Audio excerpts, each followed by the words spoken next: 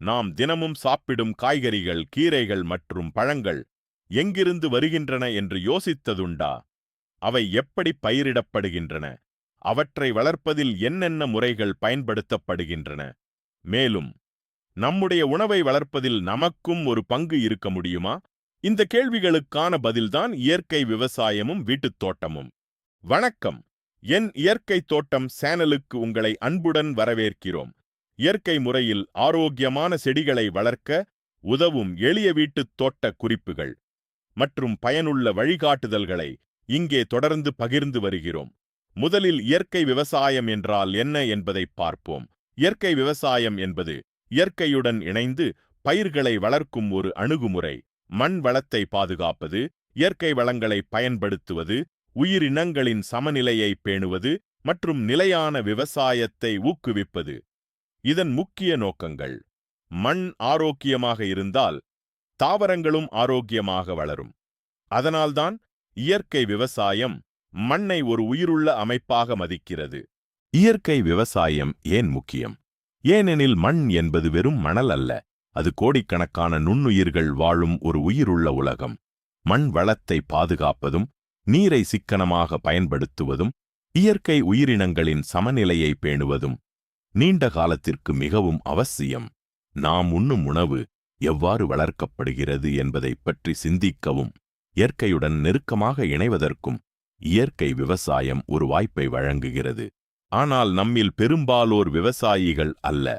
நமக்கென பெரிய நிலங்களும் இல்லை.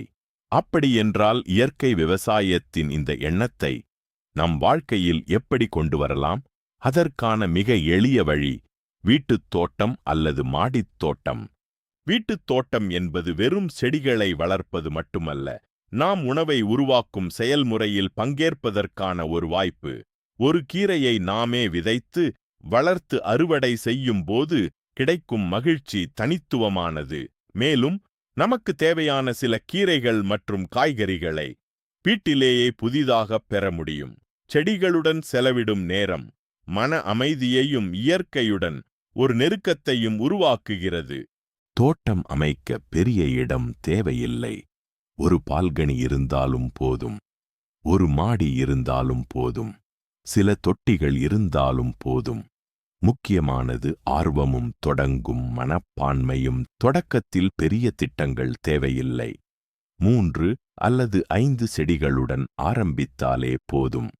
புதினா, கொத்தமல்லி, கீரை, மிளகாய், தக்காளி போன்ற எளிதில் வளரக்கூடிய செடிகளை தேர்வு செய்யலாம். சிறிய முயற்சிகள்தான் பெரிய தோட்டங்களின் தொடக்கம். வீட்டுத் தோட்டத்தை இயற்கை முறைகளில் பராமரிப்பது மிகவும் எளிது. இலை மக்கு உரம், மண்புழு உரம், அரிசி கழுவிய நீர், சமையலறை கழிவுகளிலிருந்து தயாரிக்கப்படும் இயற்கை உரங்கள். இவை அனைத்தும் மண்ணின் வளத்தையும் செடிகளின் வளர்ச்சியையும் மேம்படுத்த உதவுகின்றன. இவ்வாறு நம் வீட்டிலேயே இயற்கை விவசாயத்தின் ஒரு சிறிய வடிவத்தை உருவாக்க முடியும். இந்த சேனலில் வீட்டுத் தோட்டம் மற்றும் மாடித் தோட்டம் தொடர்பான பயனுள்ள தகவல்களை தொடர்ந்து பகிர்ந்து கொள்ளப் போகிறேன். இயற்கை உரங்கள் தயாரிப்பது, விதைகள் விதைப்பது, செடிகளை பராமரிப்பது, இயற்கை பூச்சி மேலாண்மை, அறுவடை வரை தேவையான அனைத்தையும் எளிமையாகப் பார்க்கலாம். ஒரு பெரிய தோட்டம் ஒரே நாளில் உருவாகாது. ஆனால் ஒரு சிறிய செடி ஒரு பெரிய மாற்றத்தின் தொடக்கமாக இருக்கலாம். இன்று ஒரு தொட்டி, நாளை ஒரு தோட்டம். இன்று ஒரு செடி, நாளை பசுமையான வாழ்க்கை. நஞ்சில்லா உணவிற்கும் இயற்கையுடன் இணைந்த வாழ்க்கைக்கும் நாம் ஒன்றாக பயணம் செய்வோம்.